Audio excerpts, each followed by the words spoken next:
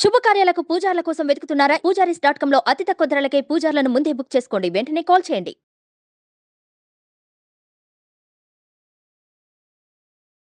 ఓం శ్రీ గురుభ్యో నమ. శ్రీ మహాగణాధిపతయ నమ. శ్రీమాత్రే నమ. కర్కటే పూర్వ ఫల్గుణ్యాం తులసీ కాననోద్భవాం పాండ్యే విశ్వంభరాం గోదాం వందే శ్రీరంగనాయకీ. నీళాతుంగస్తనగిరితటీ సుప్తముద్బోధ్య కృష్ణం పారార్జం స్వం శృతిశతశిరసిద్ధమధ్యాపయంతి స్వోచ్ఛిష్టాయాం సృజనిగళితం యా బలాత్కృత్య భుంక్తే గోదా తస్యై నమైదమిదం భూయ ఏవాస్తు భూయః. శ్రీ భూనీలా సమేత గోదారంగనాథ స్వామినే నమః. புள்ளின்வாய் கிண்டானை பொல்லாபரக்கனை கிள்ளிக்களைந்தானை கீர்த்திமை பாடிப்போய் பிள்ளைகளெல்லாரும் பாப்பனை களம்புக்கார் வெள்ளியழு நுவியாழு முரங்கித்து புள்ளும் சிலும்பினகான் போதரி கண்ணினாய் குள்ளிறக்குண்டைந்து நீராடாதே பள்ளிக்கிடத்தியோ பாவை நீ நன்னாளால் கள்ளம் தவிர்ந்து கலந்தேலோ రెంబావాయ్. గోదాదేవి 12 రోజులు నియమాన్ని పాటిస్తూ బ్రాహ్మీ ముహూర్తానికన్నా ముందుగానే నిద్రలేచి స్నానం చేసి చెలులందరినీ తనతో పాటు కొలనుకు రమ్మని పిలిచి అక్కడ అఘమర్షణ స్నానం, జ్ఞాన స్నానం చేసి భక్తి స్నానం చేయడానికి ఆలయంలోకి ప్రవేశించబోతూ చెలులను నిద్రలేపుతూ ఉంది. అది ఈనాడు కూడా ఒక్క చెలి రాలేదు. ఆమెను ప్రత్యేకంగా నిద్రలేపుతోంది. పక్షి శరీరన్నావేశించిన బకాసురుడి నోరు చీల్చి తన్ను కాపాడుకొని మనను కాపాడిన శ్రీకృష్ణుణ్ణి దుష్టరాక్షసుడైన రావణుడి 10 తలలను సునాయాసంగా ఒక ఆటలాగా హేళగా చెట్టుకున్న చిగుళ్ళు గిల్లినట్టు గిల్లిపడేసినటువంటి శ్రీరాముణ్ణి గానం చేస్తూ వెళ్ళి మన తోడి పిల్లలందరూ వ్రతక్షేత్రానికి చేరుకున్నారు. వాళ్ళు గానం చేసింది బకాసురుణ్ణి సంహరించినటువంటి వాణ్ణి, రావణాసురుడి తలల్ని గిల్లిపడేసినటువంటి రాముణ్ణి కీర్తిస్తూ ఉన్నారు. మన వాళ్ళంతా వెళ్ళి అక్కడ చేరుకున్నారు. నేనే ఆగా నిన్ను తీసుకుని వెళ్ళడానికి, నువ్వు రాలేదు అని. లోపల తుమ్మెద కలిగినటువంటి తామర పూలల్లాగా ఉన్న కళ్ళు కలదానా. ఇటువంటి అందమైనటువంటి పోలిక మనకి మరెక్కడా కనపడదండి. కళ్ళని దేంతో పోల్చారు? ఎవరైనా పద్మాలతో పోల్చారు.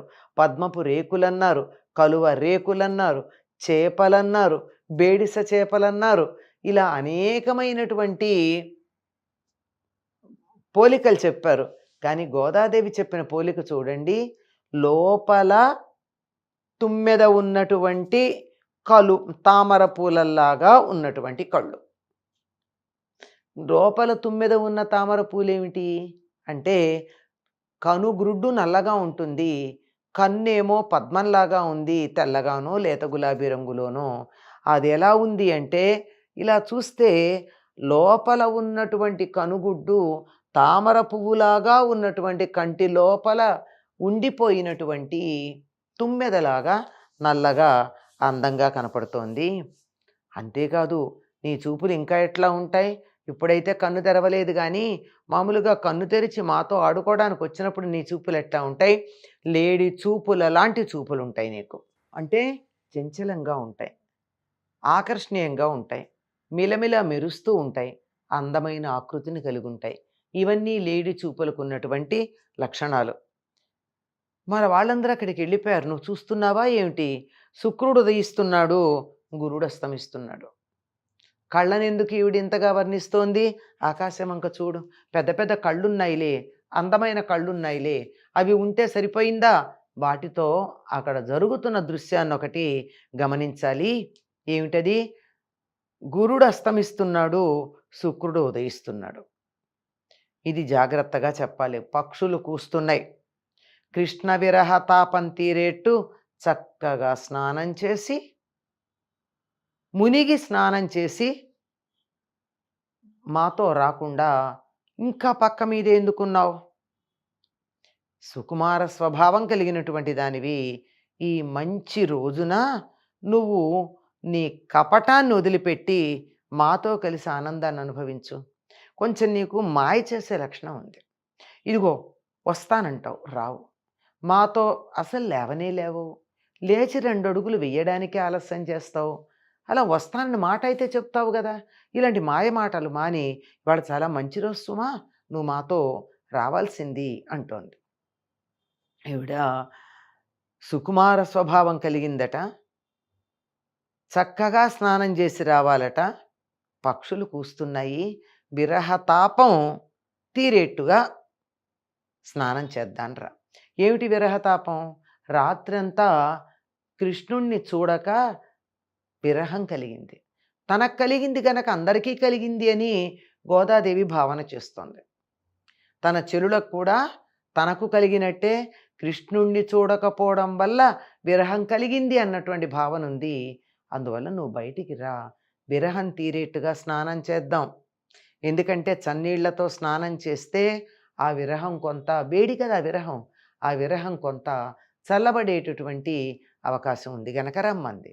ఈ తగినటువంటి సమయమే స్నానం చేయడానికి. తెలతెలవారుతోంది గనక పక్షులు అక్కడ కూస్తూ ఉన్నాయి.